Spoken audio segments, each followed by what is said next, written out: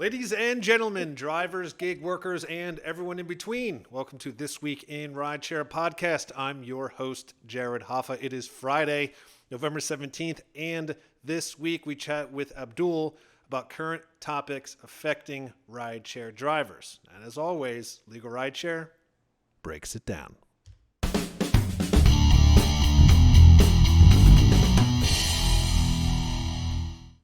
And of course, joining us today is Abdul from DisplayRide, and as always, Legal Rideshare's co-founder and lead attorney, Bryant Greening. Gentlemen, happy Friday. Thanks for being on the show. A pleasure, Jared. Thanks for having me. Yeah, I'm excited. Thanks for joining us, Abdul. Yeah, Abdul, it's been a minute. You know, we've done this a few times with you.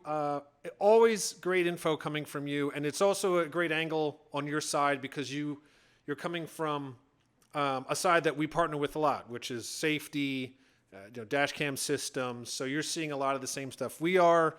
You're also directly impacted by, these current events and topics, just like gig workers. So before we do get into it, I would love to just hear, so everyone knows, what DisplayRide is and how it can help drivers. Sure. First of all, thank you so much again for having me. DisplayRide, we've been in business for about 5 years. We are focused singularly on the gig economy, right? And specifically, we are focused on making it safer and give a better experience.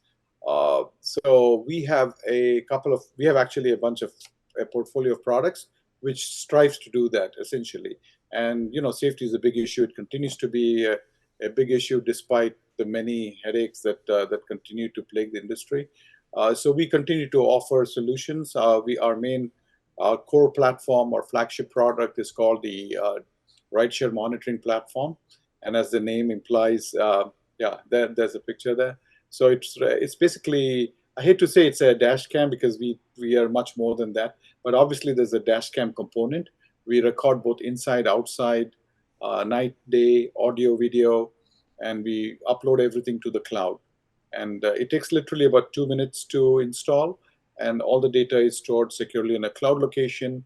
It has a lot of features, among which there are ability to, if drivers are deactivated, we have the ability at one touch to basically get all the historical information from the previous week, and also they can get in touch with Legal Rideshare by just clicking on a button there inside on the portal.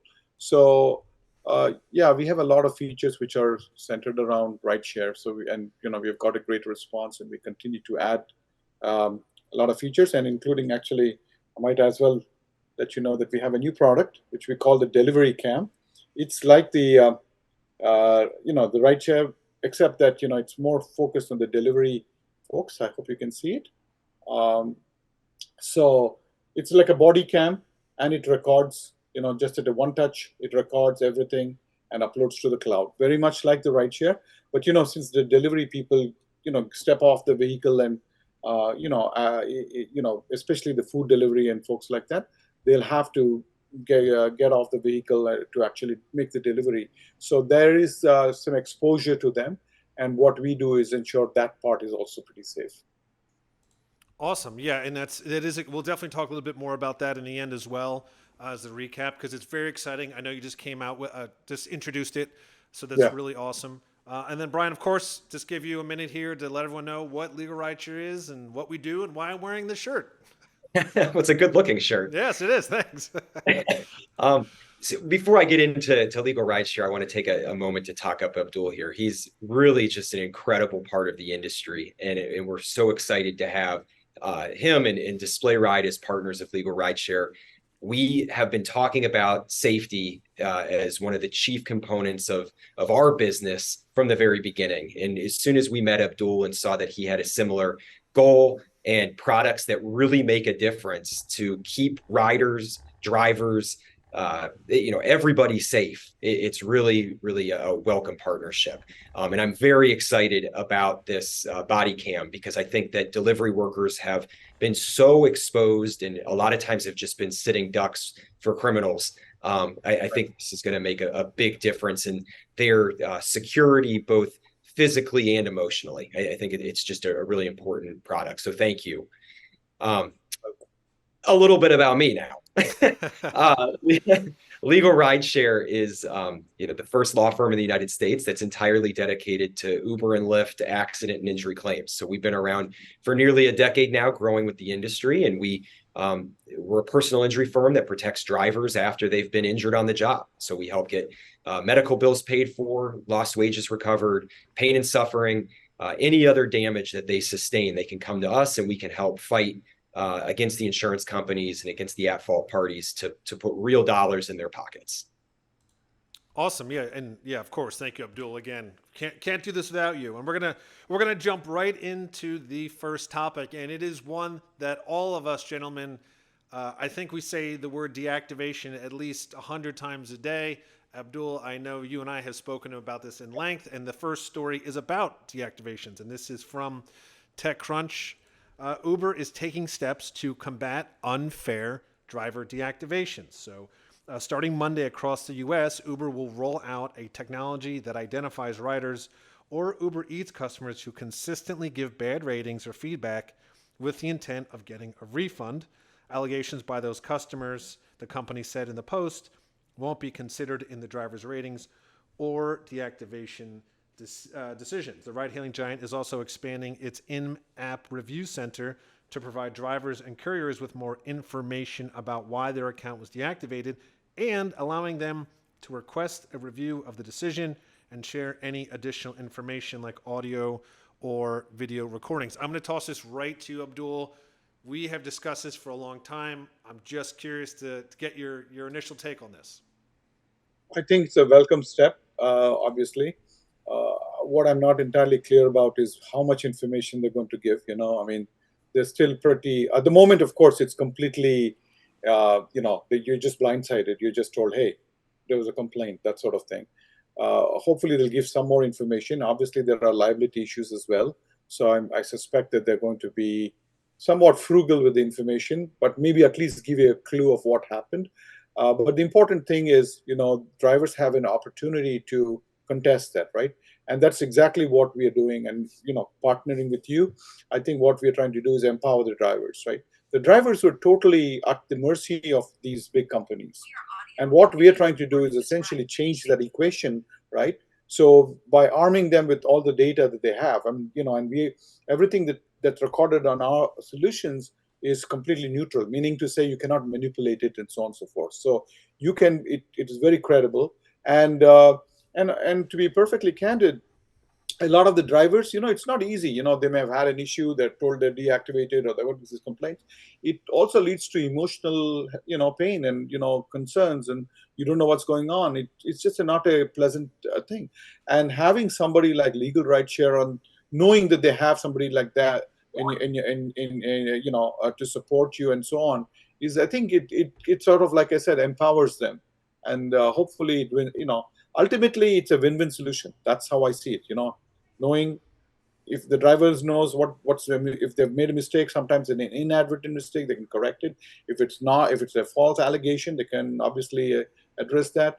But basically, and also at the end of the day, Uber and Lyft also will benefit from that, right? Because it's silly to get drivers deplatformed and then you have to recruit another one and so on. So there's a cost involved and so on and so forth.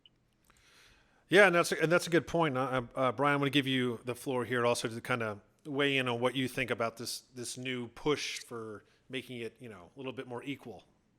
Yeah, it's great news. It feels like for the first time, Uber is listening to what the drivers are saying about the unfair nature of a lot of these deactivations. I'm not saying that this is a perfect solution, but it's a step in the right direction. We love to see that Uber is listening to drivers, that they're giving drivers information about why they were deactivated.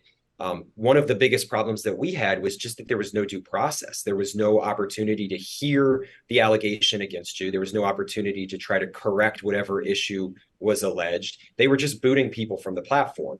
And one thing in this article that I saw was an opportunity to submit to a voluntary drug test if there's a complaint that there was an alcohol odor or like a marijuana odor in the vehicle. That just gives the drivers an opportunity to prove that they're innocent and keep their job. Because we can't have a situation where people put their entire livelihood into a company and then get booted without any opportunity to defend themselves, or, you know, in a lot of situations, just false accusations to begin with. So to put a bow on it, you know, this is a good step because it's giving drivers some freedom, it's giving drivers some ammunition, and it's just giving an opportunity for fairness. Yeah, that's that's a really good point, especially with which it just it's to me it's a no brainer that, and we've heard this before from drivers that say, look, I even went to the Uber hubs and submitted drug tests in within minutes of finding out about the deactivation, or even sometimes they've told me they thought there might be a deactivation, so they went and got the drug test. And back then, Uber just wouldn't take it. They say, sorry, the decision's final, and this is the deal. So definitely a step in the right direction. A little late, but this is early. So it says starting Monday. It's just started this week. So we'll see how this progresses. And speaking of something also new coming out from Uber, this came out this week from The Verge. Uber is testing a service that lets you hire drivers for tasks. Uber Task is a TaskRabbit-like service that's allowing users to hire drivers and couriers to complete everyday household chores and projects. The first test cities are launching pretty soon. So, according to the statement, Uber spokesman Connor says that users can advertise chores like furniture assembly, snow removal, at-home laundry, packing, unpacking, holiday decorations, etc. For the work. So Uber couriers and drivers can then browse the unclaimed tasks, which estimated earnings displayed before reserving.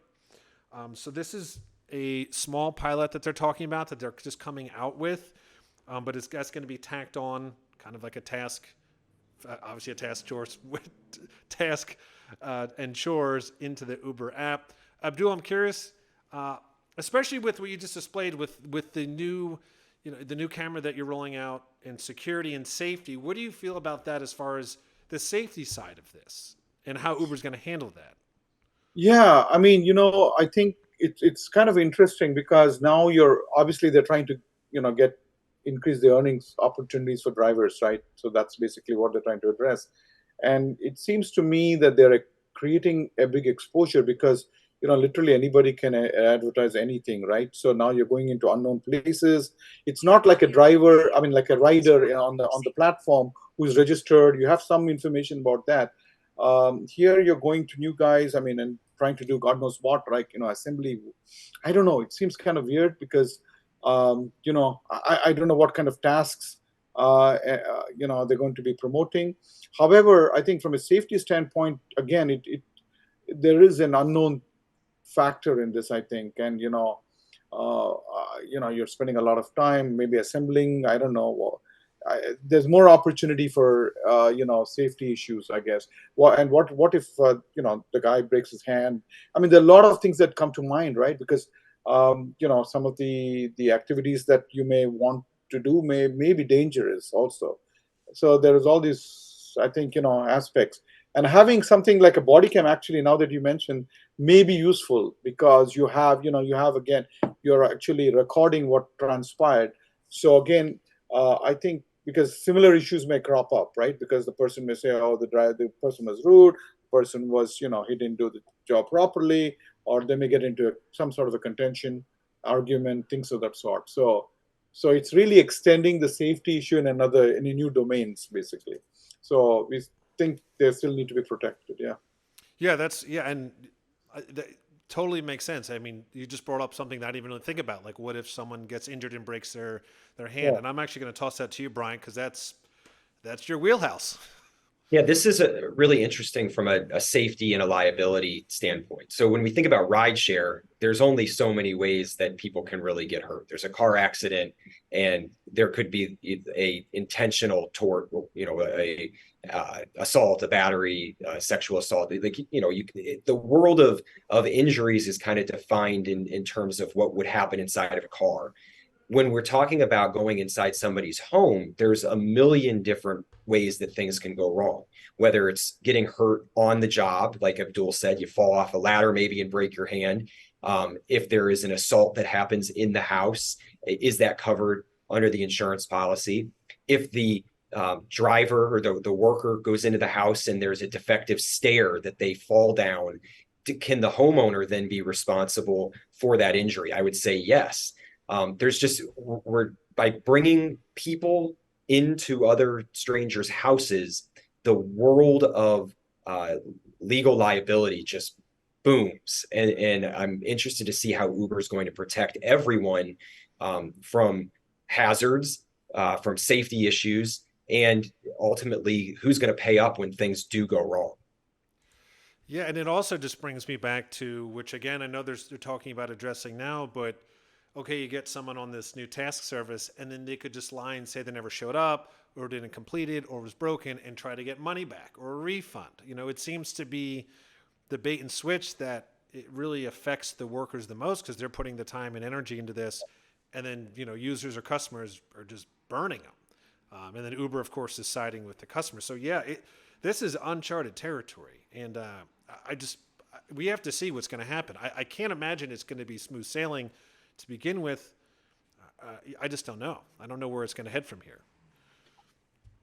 So we're gonna actually, speaking of which, we're gonna wrap up with safety features. I think this is good. This is a good story to wrap up with. This is Uber to launch new safety features in New Orleans after there's been some attacks on rideshare drivers. Now, this is from NOLA.com. Uber announced in a press release Monday that the company plans to significantly expand its efforts to verify rider identities and confirm user account details sometime next year. Eventually, the Uber app will show drivers whether a trip request is coming from a verified rider. The company said it's already working to intensify the verification process for riders who use anonymous payment methods, which the company said are often linked to fraud and crime. Abdul, I'm going to send this over to you. But before I do, I feel like, how is this not already a thing? How is this only happening now?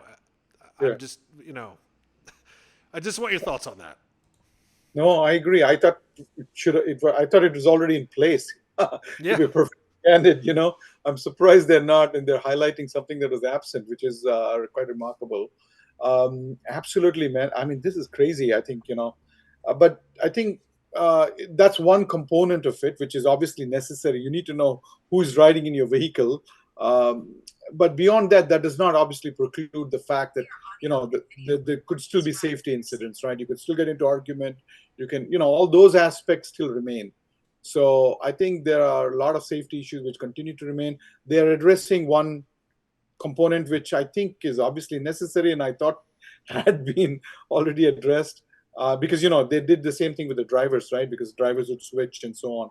And in fact, in New Jersey here, there's a law called I think Samantha's law or something like that, right? Where the driver is positively identified before so they've done that, and it's obviously an imperative that they need to do it. But it does not preclude safety incidents within the vehicle, even with legitimate passengers. So yeah, this when I read this article, Brian.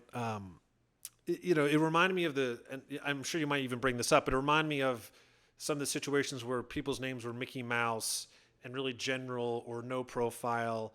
And is it too late now? I'm just curious your thoughts on them doing it now and what took so long and where can we go from here? Well, it's not too late because it's still happening and we need to correct the problem. Now is better than never. But I will say this is a problem that we've been dealing with and hearing about for as long as we've been around. Those Mickey Mouse profiles, the profile pictures that don't show anybody's face, the payment methods that are not tied to any discoverable bank or person. Those are huge problems because when something goes wrong, there's no accountability. And the criminal on the other side of that knows it. So the passenger who's going as Mickey Mouse doesn't have their identity tied to the ride, giving them a feeling of security and freedom to do whatever they want. Just having that identification provides a level of accountability that is so important. And then when something does go wrong, at least we know who to look for. At least we're not starting from scratch and Uber's not responding to the police saying, well, it was a Mr. Mouse, Mickey, that's who requested the ride. Where are they going to go with that? Let's make sure that safe drivers are paired with safe riders, and everybody in the vehicle gets to walk out in the same safe, healthy condition that they got in. So I'm very pleased that this step is being taken. I wish it was taken 7 years ago when we started talking about it. Yeah. But here we are, and I will applaud them for doing it now. That now is better than never. Yeah, that's true. It's very well said. And obviously, like you said, this is still happening. It's still an issue and needs to be solved. I think this is a great step forward. So before we head into the weekend, gentlemen, I'll give you the floor. And I'll first start again with you, Abdul, if you just want to plug DisplayRide and let people know how they can learn more about it and also get one. Yeah, absolutely. DisplayRide.com is our website. And like I said, we have a rideshare monitoring platform, and now we have something for the delivery guys as well. You can say click either whether you're rideshare or delivery. In both cases, what we're trying to do is ensure that the drivers especially are safe.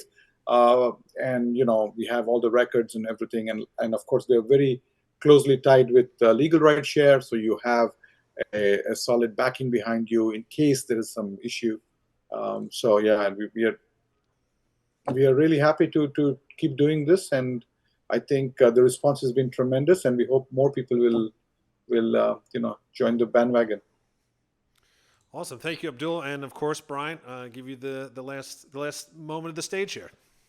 Sure. Just want to encourage everyone to have a safe weekend. Should anything happen, if you get into an accident, if you get injured on the job, please do reach out to us for a free consultation. We are available, and we want to give you the information that you need to protect yourself and make sure that you've got the strongest claim going forward. We'll give you the tools to set the foundation to make sure that your medical bills get paid, your wage loss gets recovered, pain, suffering, all those damages. We want to put that money back in your pocket and then some. So you can reach us at LegalRideshare.com. And the last thing I'll say is please go visit Abdul's website and get these products in your car, on your body. They're imperative for a safe experience. No, absolutely. You cannot go wrong with DisplayRide. Abdul, you're amazing. Thank you again for being on the show. Brian, thank you again, as always, for being on here. And as I like to say, that is the end of this week in Rideshare. See you next week.